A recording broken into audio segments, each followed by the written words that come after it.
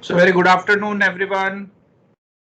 So we have at present Adhiraj, Faisal, Harsh, Timani, Jaipal Singh, Khushi, Lucky, Naman Singh, Pranav, Rishabh, Shashank, Shubhang, Tarun, Yashasvi in our class.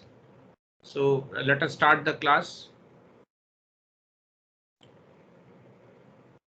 So before we start, I would like you to just tell me that yesterday we studied about the dishonor of checks.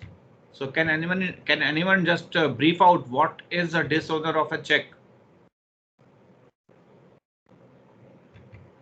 Yes, dishonor of a check. Anyone from you?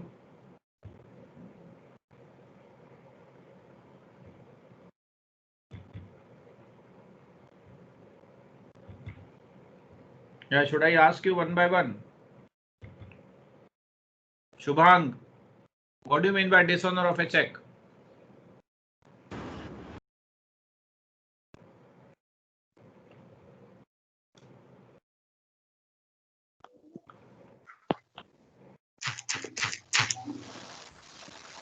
Lucky Chaudhary, what do you mean by dishonor of a check? Dishonor of a check. Yes.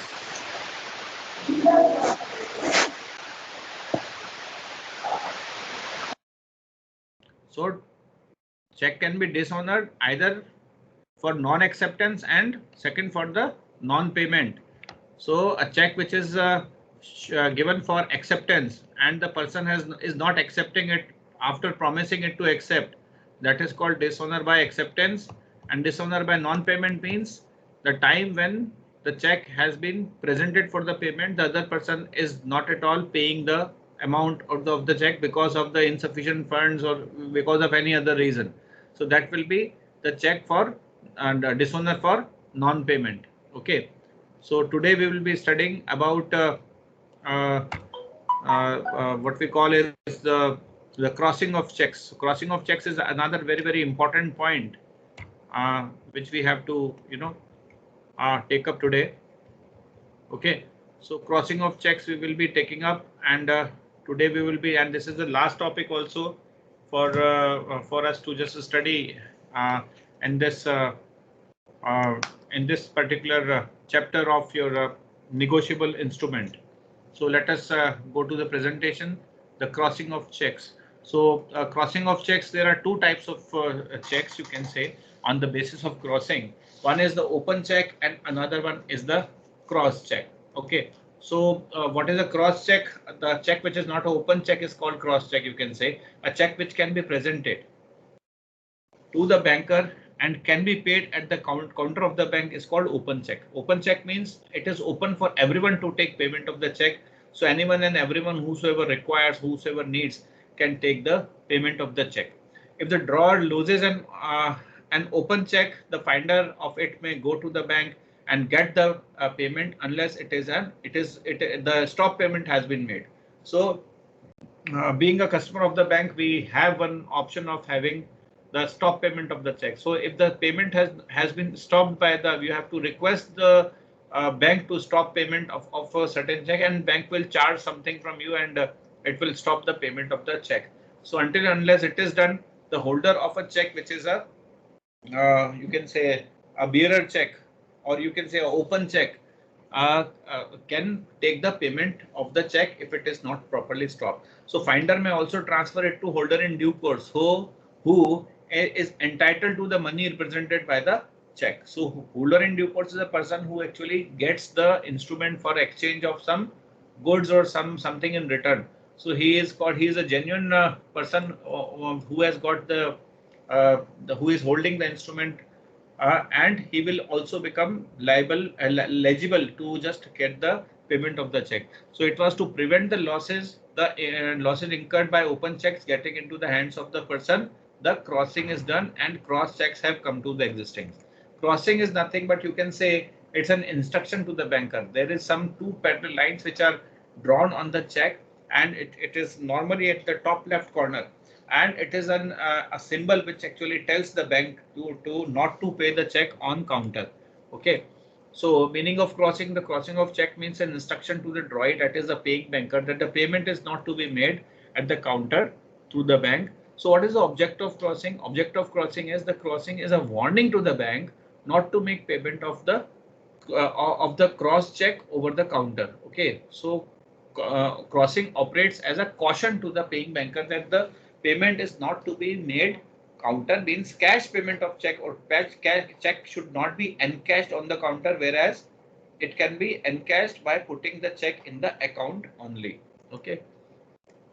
So crossing affects the mode of the payment of the check. So an open or an uncrossed check is payable to the payee or the holder of the, or at the counter of the bank. In such a case, if wrong person takes away the payment of the check, it is difficult to trace him. The payment of the cross check can be obtained only through a banker. Thus, the crossing is a mode of assuring that only rightful owner receives or gets the money. So crossing does not affect the transferability or negotiability of a check. A cross check can be negotiated just the same way as an open check.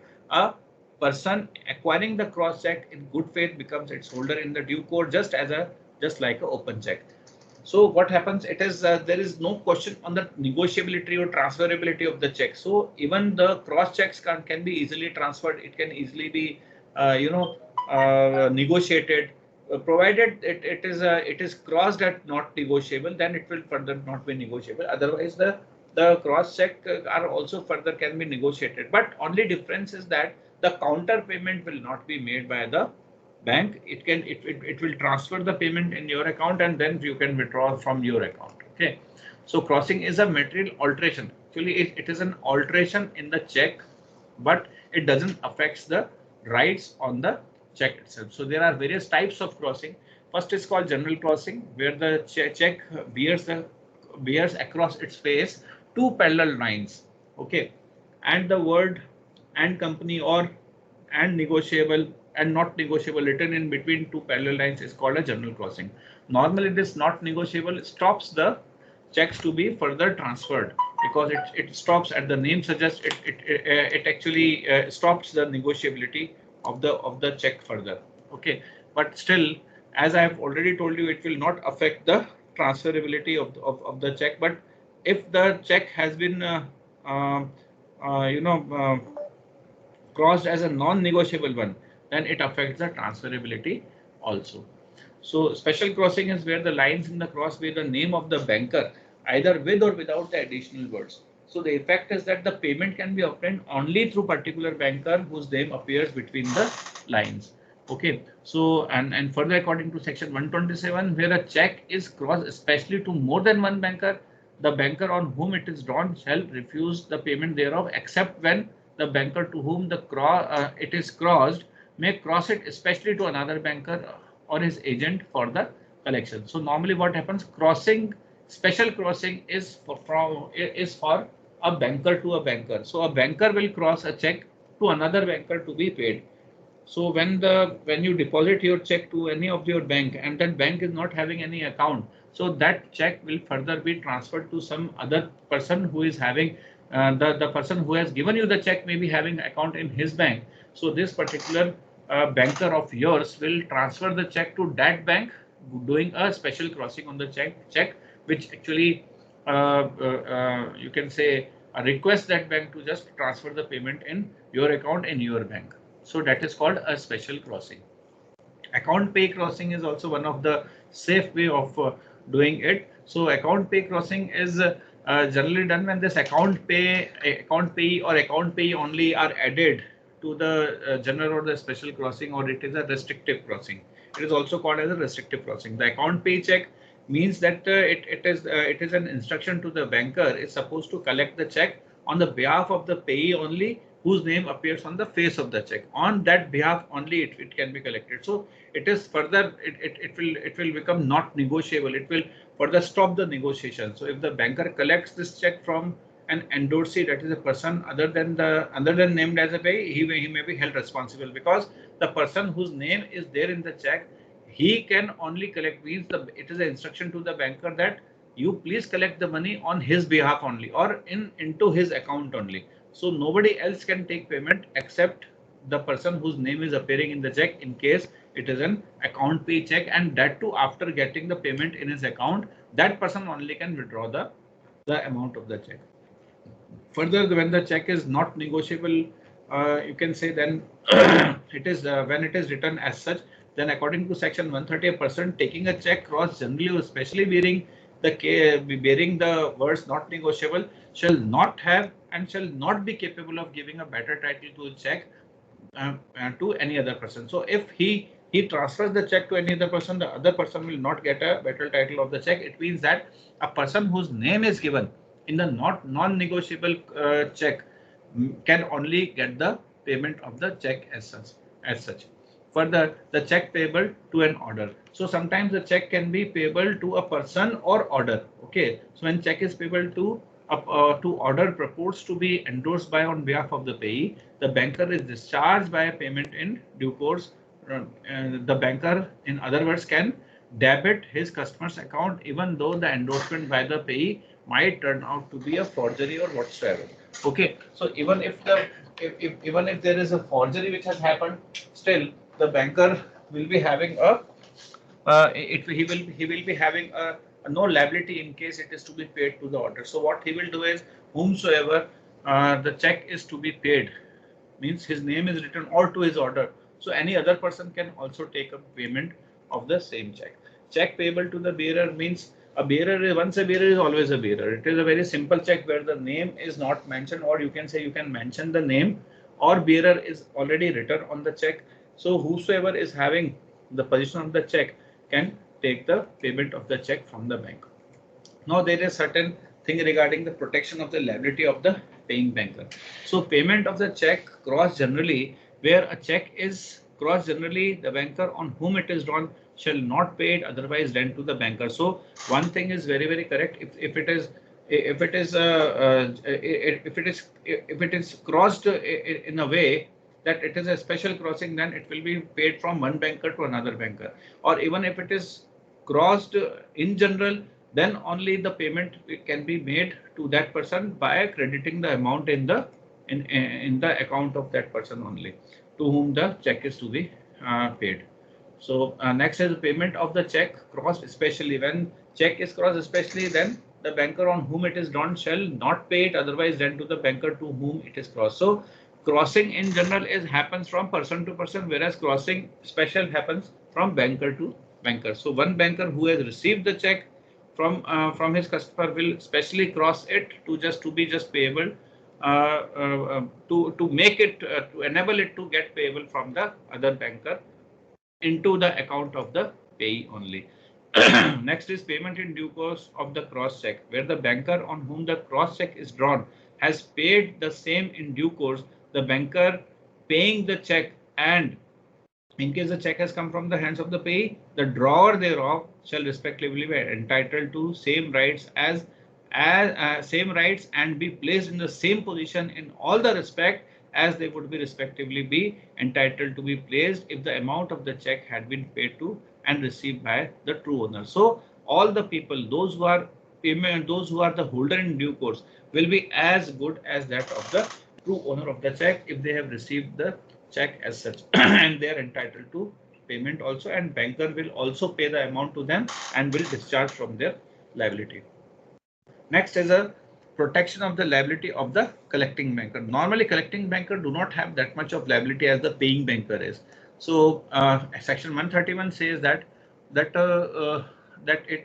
is actually regarding no liability of banker receiving the payment of the check. So banker who in good faith and without any negligence has received any payment for a customer of a check crossed generally or especially to himself shall not in any case of the check proves defective incur any liability to the true owner of the check by reason only of having received such payment. So a person who has received such payment and he has given the payment, the collecting banker is only an agent who actually collects the payment on the behalf of the collecting person, and if he with all his due diligence has worked and given the payment to the person whom it belongs to, then there will be no liability on him. So in order to avail such protection, the banker needs to prove the following: that the banker has received the payment of the cross check, that the collection was made by the bank on the behalf of the customer. So these are the two things which they have to ensure. Further, what will happen if the check is dishonored? So I hope if you have any problem regarding crossing of the checks, you can ask me now, or any confusion regarding it. Come on. Any confusion regarding crossing of the checks? Anything you want to ask? Sorry? Payment in due course समझ नहीं आया.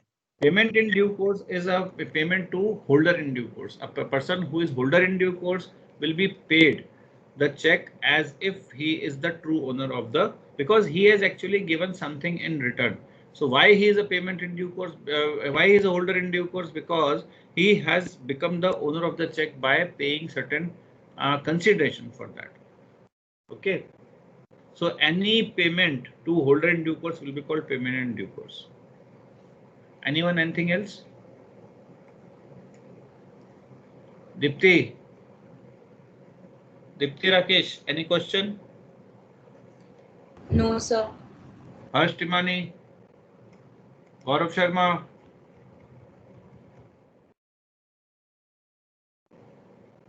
Naman Singh,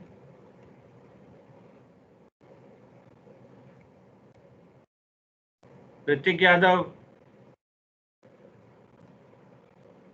No, sir. Sangya, any problem beta? नहीं sir, ऐसे तो नहीं है कोई. Fine. Shriyansh,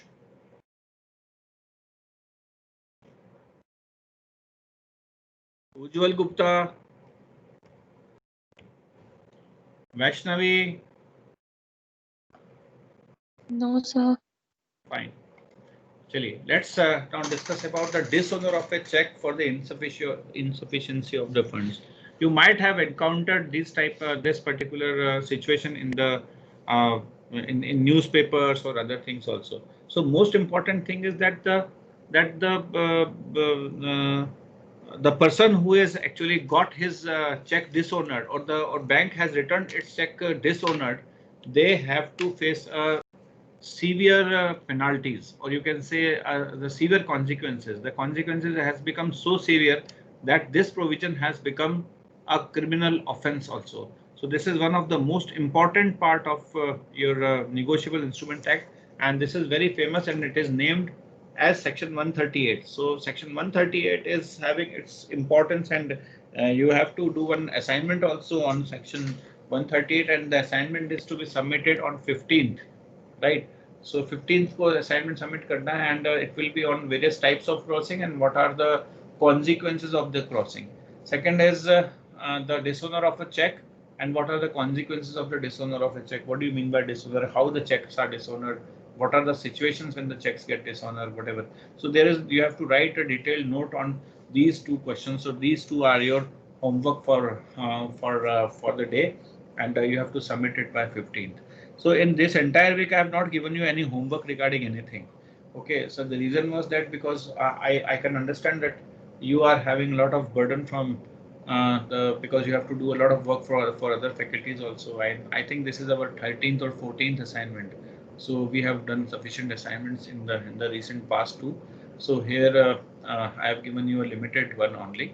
So that's why I thought that I will give you this, and the deadline will be of 15th of October. So you have sufficient time to do this assignment. Hope it will be okay. Hope it will be okay. Come on. अरे बोलो भाई. Yes, sir. या फिर Yes. Monday को ही Yes, sir. मंगा लो assignment. Monday को मंगा लो assignment दे दोगे No, या sir. 15th को दोगे 15th. 15th fine ठीक है जी. So let's proceed further with the dishonor of the checks for the insufficiency of funds. So dishonor of the checks for the insufficiency of funds is actually covered in the section 138.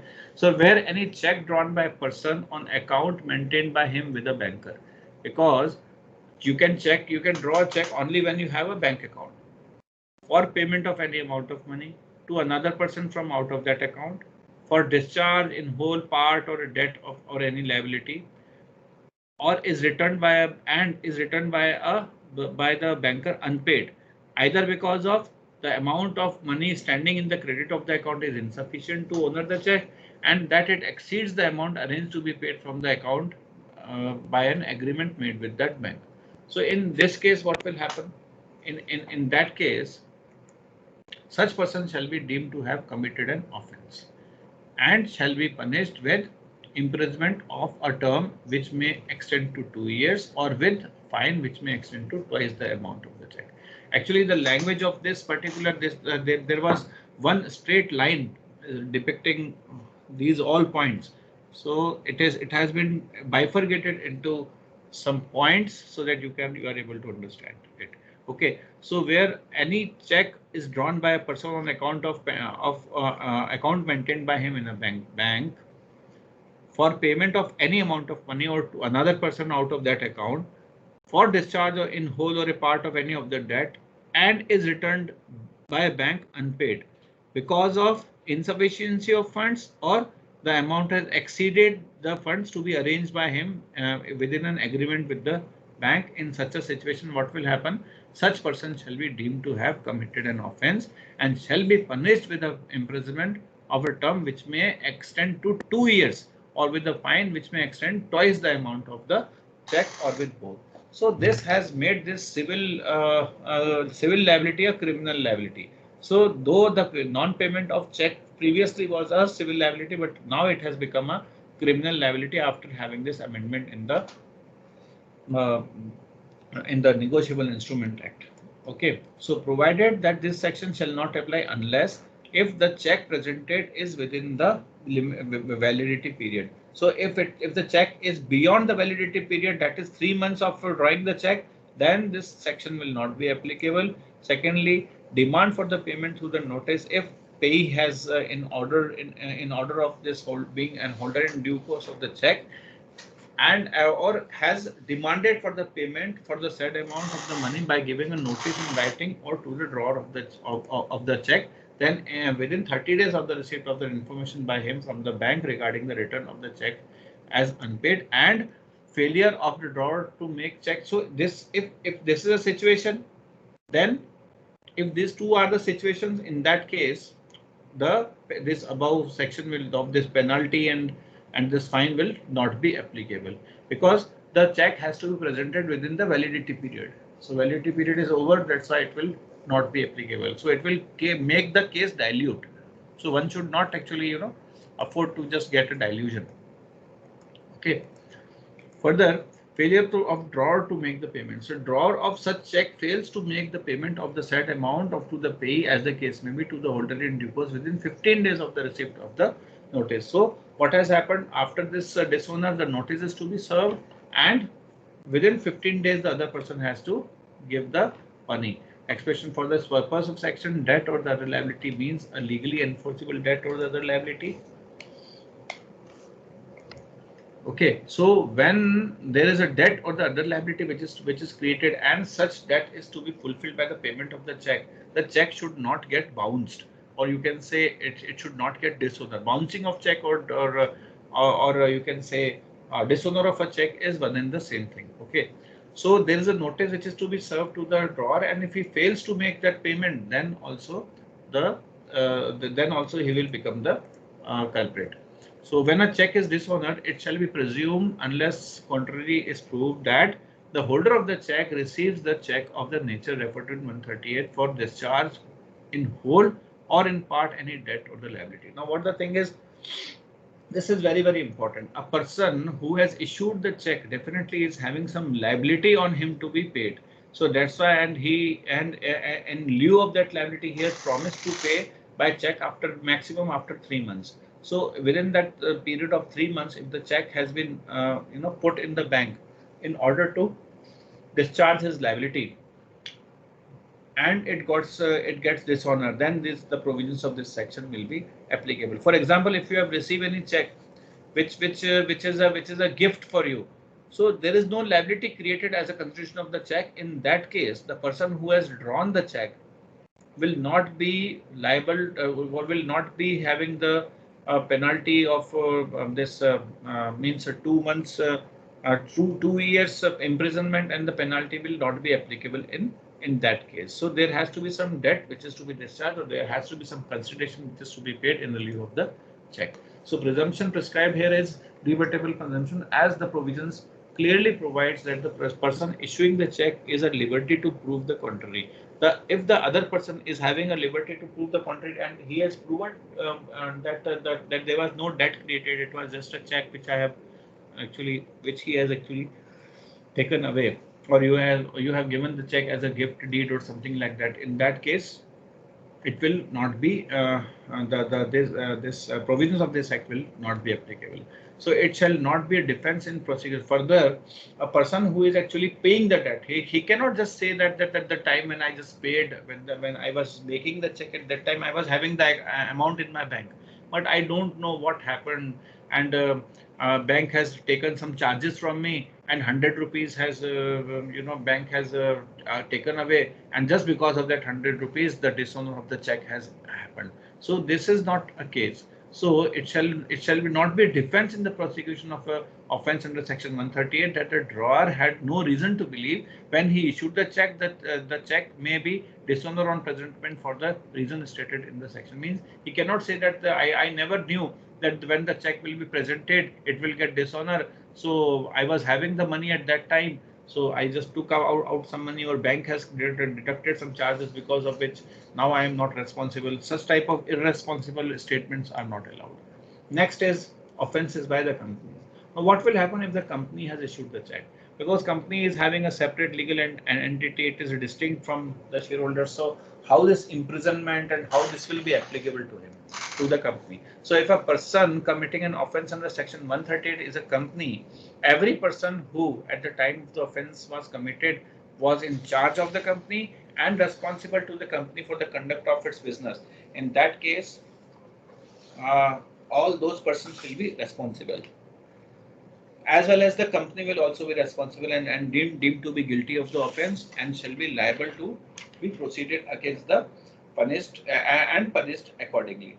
So the punishment to the company can only be up to the extent of the fine, not for the imprisonment.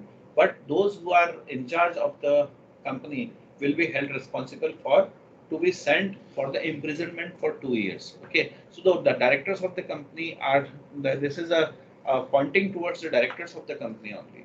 What is the exception? Provided that nothing contained in this section shall render if any person.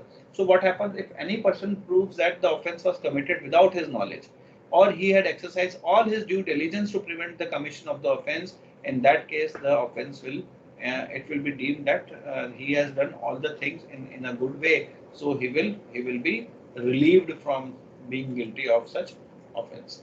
Okay, so where a person is nominated as a director of the company by virtue of his holding any office or employment or central government or state government. So here it is given that any person who is employee of a company which is a government owned company, may it be a central government company, may it be any other company, and the check bouncing has happened.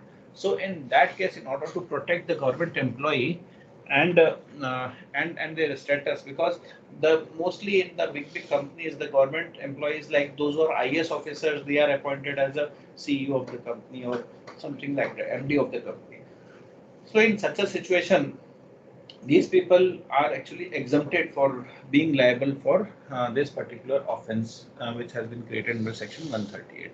Okay, so where any offense under the act has been committed by company, it is proved now this is another situation. Now in this situation it is said that if the offense committed by the company and it is proved that these people have intentionally done it, or there was a negligence on part of these people, then they will be held personally responsible and they will be proved to be guilty of the offense. Who? Director, manager, secretary, and any other person who is the who is the in charge of that particular company. So company and director, the definition is also given over here, and an example is given. I have already given you the examples, or otherwise you can just have a look of this particular example also. Just read this example, you will be able to understand it what it says.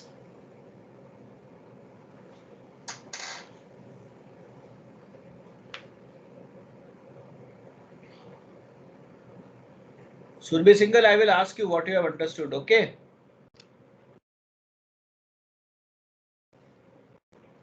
Just go through this example and the answer given.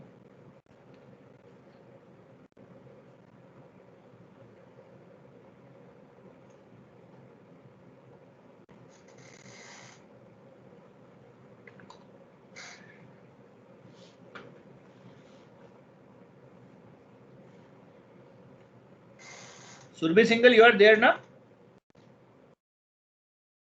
Surbi?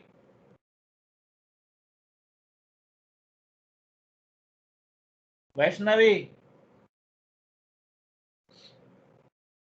Yes, sir. Yeah, go through this case, you have to explain it. This example.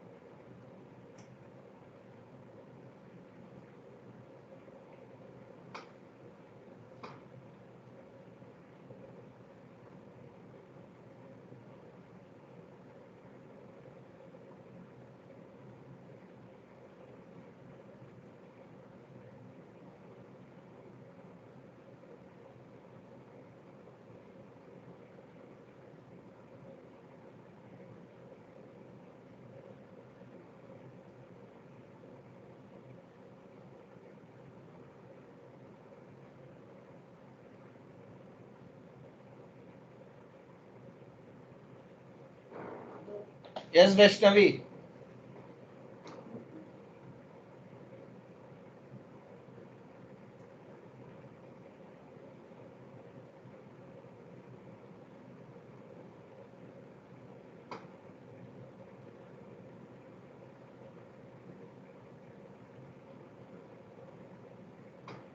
Vaishnavi, have you read it or not?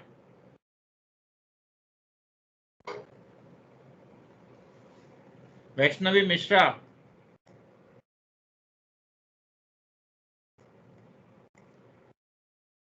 Absent?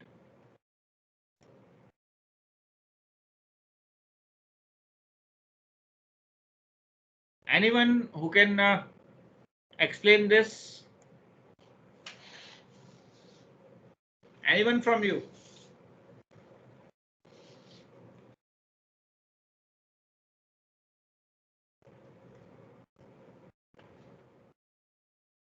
Sahil Khandelwal.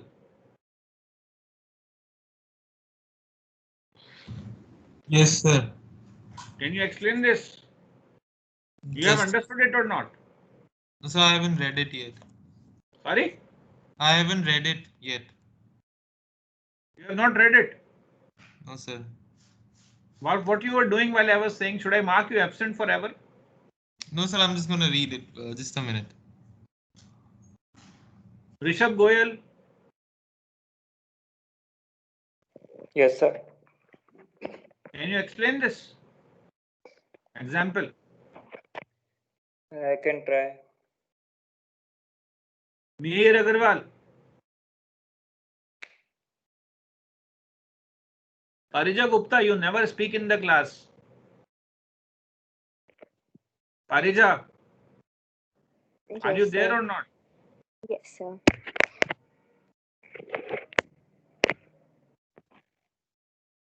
Yes, Parija. Not Sir, audible, Parija. explain Only this example. disturbance came up.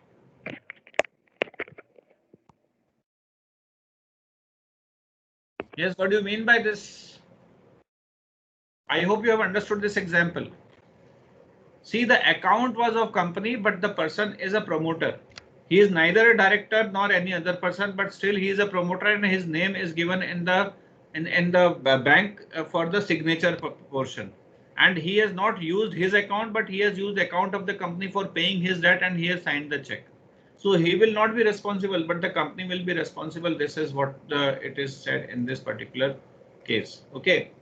So now there are certain sections which are not though applicable, but you should know this that the validation for transfer of the pending cases, that if there is any pending case on the commencement of this negotiable instrument amendment ordinance, so it will be deemed to be transferred under this act. Okay, so this is given. So details are given over here. You can just have a look of if you want, because this is something which is related to recent amendment which I've made in last 4 or 5 years. That's why I'm showing it to you. Otherwise, it is not in your course. So power of the court to try the case summarily is also one of the thing which can be which is the one of the recent amendments which actually ensures the speedy trial. So according to the provisions of this act, the speedy trial can happen and can get the case closed in 6 months. So the class 1 magistrate has been employed in order to resolve the case of the bouncing of the checks. Okay. Next is a power to grant an interim compensation. So so government is having a, you can say, a power to grant an interim compensation. So the court are having such powers, so which can be exercised. That 20% of the amount of the check has to be given as an interim compensation by under this section 138, and the remaining amount which is there, and if the trial, if the court trial further continues and it is decided that to whom the compensation was to be made has lost the case, and in that case the court may actually ask him also to just repay back the amount of the compensation along with the bank interest. So in that case, at least some relief is there for the compensation to be paid. Okay, and such compensation is to be paid within within certain period of the time, and such compensation is to be paid. It should and the compensation should not exceed 20% of the total amount. Okay, and compensation is to be paid within 30 days. And the recompensation, if the compensation he was not entitled, then it has to be returned within 60 days along with the interest. So power of appellant court to just order the payment of the pending appeals in the conviction. These all things are not in your syllabus, so we will skip this off. Okay, so whatever is in the syllabus has been completed, and in the next week itself I will be going with the you can say the quiz part. Okay, so you tell me what will be the suitable, not in the next week, tomorrow itself we are having a quiz on the negotiable instrument act only. So I will request your CR to give me appropriate time for tomorrow, and you please revise this negotiable instrument act completely so that we can have the quiz tomorrow. Okay, is that okay with all of you? Any problem, anything? Yes, Khushi Wadhwa, Sangya. No, sir. Yeah, Khushi, you want to say something? No, sir. Fine. So tomorrow I think I will keep this quiz in between, that is so that this lunchtime at 1:15 we will start the quiz.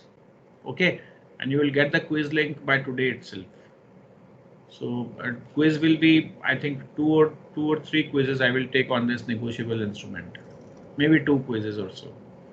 Okay, so accordingly it will cover almost all the provisions, and please attend it, so that now we are left with only your 2 acts, that is the Partnership Act and your what you call is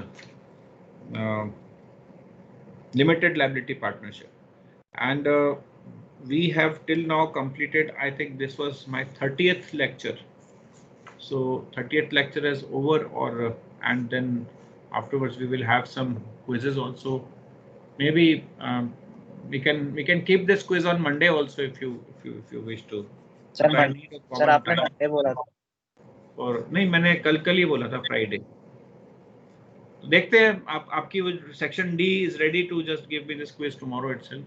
So we can keep it tomorrow only from 1:15 and onwards. So 2 quizzes will be there, so you can appear for these quizzes. Because next week itself I will be keeping your quizzes for Sale of Goods Act. उस पे भी अभी quiz लेना है अभी. So I will give you some sufficient time to revise Sales of Goods Act, and so that we can have a quiz of Sale of Goods Act also, so that you will be thorough in all the things. Okay, guys.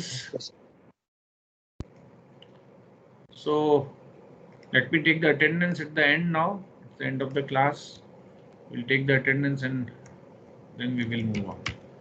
So please say yes, sir, while you are saying attendance.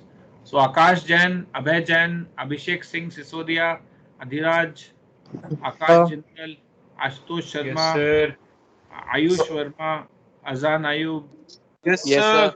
Deepak Thanwani, Deependra Gujar, Dheeraj Lamba, Dheeraj Sharma. Present, sir.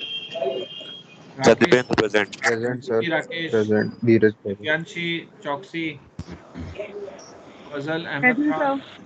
Gaurav Sharma, Present, sir. Present, sir. Jaipal Singh, Kanishk Vilochi, Kashish Sharma, Khushi Bajwa, Lakshya Sharma, Lucky Chaudhary, Manish Kileri, Mihir Agarwal, Yes, sir.